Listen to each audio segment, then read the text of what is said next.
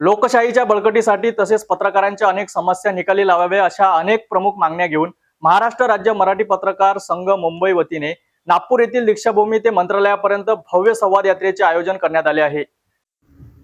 पत्रकार तसेच वृत्तपत्रांच्या समस्या यासोबतच लोकशाहीच्या मजबूतीकरिता वर्तमानपत्रांना बळ मिळावे अशा अनेक समस्या घेऊन महाराष्ट्र राज्य पत्रकार संघ मुंबई वतीने 29 जुलैला सकाळी नागपूर दीक्षाभूमी ते मुंबई मंत्रालयापर्यंत भव्य पत्रकार संवाद यात्रेला सुरुवात करण्यात आली। याचवेळी संवाद यात्रेचे अमरावती शहरातील बुद्ध टेकडी येथे आगमन होताच अमरावती जिल्हा कार्यकारिणी समितीच्या पदाधिकाऱ्यांनी प्रदेशाध्यक्ष वसंत मुंडे यांच्यासह अनेक पदाधिकाऱ्यांचे पुष्पगुच्छ देऊन स्वागत करण्यात आले। यावेळी वसंत मुंडे यांच्यासह मान्यवरांनी भगवान बुद्ध तसेच डॉक्टर बाबासाहेब आंबेडकर पूजन करून अभिवादन करण्यात आले। यानंतर पुढारी नाका येथे माजी नगरसेविका सपना ठाकूर यांच्यासह कल्याणी गुलदेवकर यांनी औक्षवंत करून सर्व पदाधिकाऱ्यांच्या अंगावर पुष्पवृष्टी केली।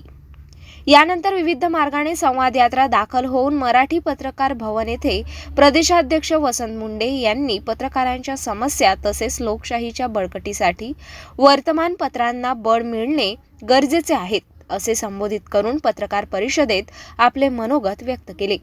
मानूरकर यात्रेचे संयोजक आणि कार्याध्यक्ष प्रवीणजी सपकाळे आहेत। या विभागाचे विभागीय अध्यक्ष दयानंद मुंडे जे आहेत। या जिल्ह्याचे जिल्हाध्यक्ष आपले प्रवीणजी शेगोकर आहेत। या ठिकाणी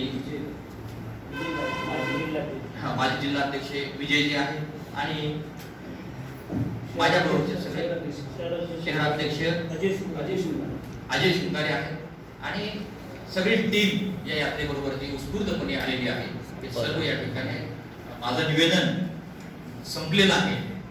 यावेळी महाराष्ट्र राज्य मराठी पत्रकार संघ मुंबई विभागीय अध्यक्ष नयन मुंडे, जिल्हाध्यक्ष प्रवीण शेगोकार, शहर अध्यक्ष अजय शृंगारे, प्राध्यापक मनीष भंकाडे, जिल्हा कोषाध्यक्ष उज्ज्वल भालेकर, सागर डोंगरे, अनिरुद्ध उगले, मीनाक्षी कोल्हे, पुष्पा जैन, अर्चना रक्षे, अली असगर, दवावाला, शेषनाथ गजबिये, मामा पाटील आदी उपस्थित होते। संवाद यात्रेचे अमरावती शहरात आगमन होताच ठिकठिकाणी जल्लोषात स्वागत करण्यात आले।